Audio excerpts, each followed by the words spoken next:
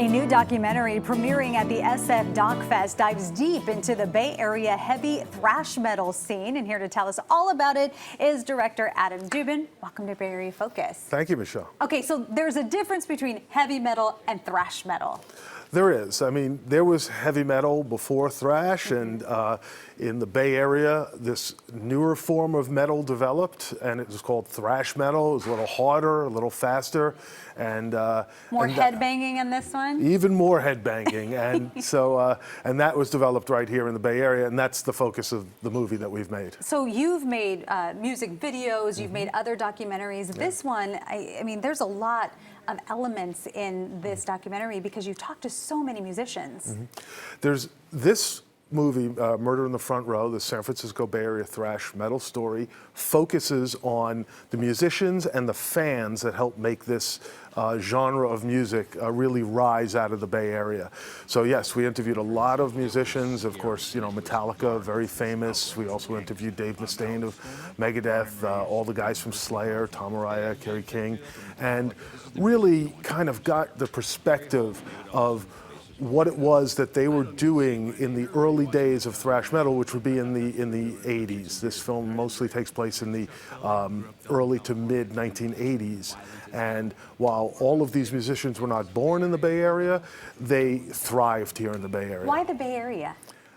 I don't know. The Bay Area, in the beginning of the film, we trace kind of a history where the Bay Area has been a great place for music to kind of take hold. So, you know, there was a fervent jazz scene here, and then of course the very famous, you know, psychedelic rock scene born right here. And ultimately this thrash metal also took hold. I give a lot of credit to the fans and the people who support music in the Bay Area. I think they like it. Yeah. How did thrash metal, how did it grow so popular? Well, it grew, thrash metal grew in the Bay Area because it was really the fan base was here to support it. So the fans didn't just go to the shows. They would take live tapes of the shows and bootleg them and mail them to their friends and pen pal friends all over the world. And this was really the first way that this music got out to the rest of the world because the music form was so advanced. They weren't even on records yet. A lot of these bands weren't even signed yet. The music press wasn't covering it, but the fans here were covering it very well and sending it out to the world. And the fans wanted it, and when the fans want something, they usually get it, right? That's right. If there's a demand for it.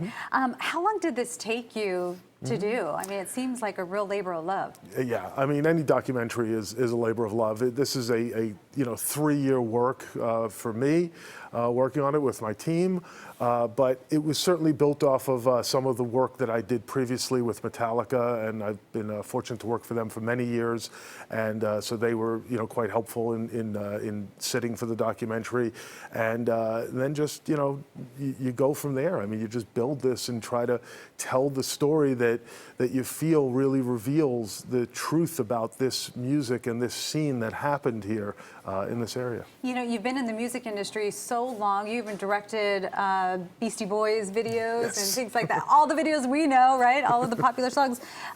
Did anything surprise you while doing this? Yes, I was expecting, this music, and if you listen to it, it's very harsh, very fast music. But what was surprising, and what I think comes through in the film, is that there's actually a warm, fuzzy beating heart in the scene. The people in the scene, the fans, the musicians, all kind of took care of each other. It was like a camaraderie that went on at this time, and it comes through in the movie. And there was a very special person, Wes Robinson, who ran a club called Ruthie's Inn, which was very important to the scene. And Wes, was older than the people going to the shows, but he took care of everybody, and he kind of like made sure that everybody, got in, and it was safe, and it was well run, and that was happily surprising to me. Well, you talked about the fans really thrusting thrash metal into the spotlight. Were these fans a lot of young people? I just remember my cousin having Ozzy Osbourne, and every time my grandma would find it, she would throw the cassette away. She said, "You're not listening to that music." Yeah, well, I mean, certainly the music itself was of a sort that it was hard, and there was probably a lot of parents that weren't that thrilled about it.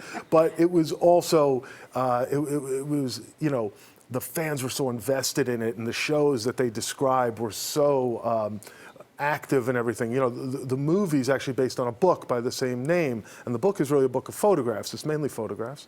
And the photographs just, you can almost feel the sweat coming off of the photographs because these rooms were packed so tight with fans and the band playing that it was a very overheated situation. Why Murder in the Front Row? Murder in the Front Row is a line from one of the songs, and it's an Exodus song. So sort of the hometown band of this thrash metal, and one of the older statesmen of this metal is Exodus, a band started by Kirk Hammett, who later moved on to Metallica, very famously. But Exodus still plays and still plays to this day. And Murder in the Front Row is from their song Bonded by Blood. Okay, well, this sounds absolutely fascinating. Yes. Thank you so much for coming on the show and teaching me about thrash metal. I never knew there was a difference between heavy metal, thrash metal. And now you do. All right, now Awesome. I'm going to be like this. That's it. Is it this? Yes, you All got right. it. Thank you, There Michelle. go. Thank you so much. And remember, the 2019 SF DocFest is happening now through June 13th. Be sure to see Murder in the Front Row, the San Francisco Bay Area thrash metal story, on Tuesday, June 4th at the Roxy at 9:01 Yes. p.m. Wow, it's very exact. For more information, you can go to sfindy.com. Coming up, teaching kids to code when Bay Area Focus returns.